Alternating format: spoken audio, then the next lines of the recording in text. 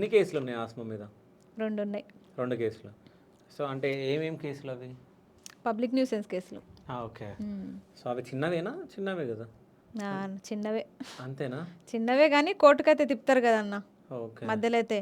అంతే మనకి తిప్పడం వల్ల ఏమవుతుందంటే అమ్మా ఎందుకు ఇదంతా అనిపించాలి అన్నట్టు వాళ్ళు చేస్తారు. కానీ వాస్తవానికి ఆ కేసులు అయిన తర్వాతనే నా లోపల కసి పెరిగింది. అప్పటిదాకా నేను కనీసం ఈ కేసులంతా ఎందుకు, నా తర్వాత చెల్లె ఉంది ఇబ్బంది పెట్టొద్దు అనే ఆలోచన ఉండేది. ఎప్పుడైతే వన్స్ కేసులు అయినాయో ఇంకా మొత్తానికే దిగిపోయినా. ఓకే. అయితే అంటే మీ కమ్యూనిటీలో సో మహిళలను బయటికి రానియరు. సో అంటే ఎప్పుడు వెళ్ళినా ఇట్లా వెళ్ళాలి అది ఇది అని అంటారు.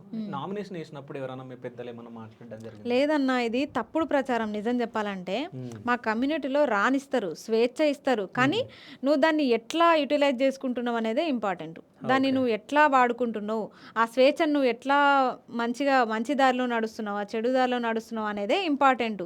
అది తెలియక చాలామంది మిమ్మల్ని కట్టుదిట్టం చేస్తున్నారు అది దాన్ని అంటారు. కానీ నిజంగా అట్లా చేస్తే నేను అనేదాన్ని బయటికి రాకపోదును. మాట మార్చింది ఆస్మా. ఎందుకంటే నువ్వు మీ నాన్న మీ అమ్మది శ్మశాన వాటిక దగ్గరికి వెళ్ళినప్పుడు, సమాధుల దగ్గరికి వెళ్ళినప్పుడు అక్కడ నువ్వు పూలు పెట్టుకొని కొన్ని మాట్లాడినావు. ఏమని అంటే ఎవరో పెద్దలు పెట్టిర్రు ఇవన్నీ, సో నేను అక్కడ వరకు వెళ్ళొద్దు అని ఏడ్చినావు. ఏడ్చినా అవునా? ఇదేంది కట్టుబాట్లు అని చెప్పేసి నేను ఏడ్చినా, అడిగిన క్వశ్చన్ చేసినా నేను అక్కడ. మరి నేను వెళ్ళాలా? ఇప్పుడు నేను అబ్బాయిని అయితే నేను వెళ్దును కదా, నేను అమ్మాయిని కాబట్టి నన్ను ఆపే ప్రయత్నం చేసిర్రు. ఎందుకు నిజంగా నేను వెళ్ళాలా వద్దా? నన్ను ఎవరు ఆపలేదు. కానీ కొంతమంది ఇట్లా చెప్తూ ఉంటారు, నేను చూసిన అన్నట్టు. అయితే కొన్ని కట్టుబాట్లు ఉంటాయి కదన్నా, దీంట్లో నన్ను కావాలని బయటికి వెళ్ళొద్దని ఎవరు చెప్పరు. అమ్మాయి నువ్వు బయటికి వెళ్ళకు, నువ్వు మాట్లాడకు, నువ్వు కొట్లాడకు, నువ్వు ప్రభుత్వాన్ని ఫైట్ చేయకని ఎవరు చెప్పరు. కానీ నువ్వు ఇట్లా శ్మశాన వాటికకి అమ్మాయిలు వెళ్ళొద్దు అని ఎవరో చాదస్తం ఉన్న మనుషులు నాకు చెప్పినట్టు నాకు గుర్తు. వాళ్ళు చెప్పడం వల్ల నిజంగా నేను వెళ్ళొద్దా?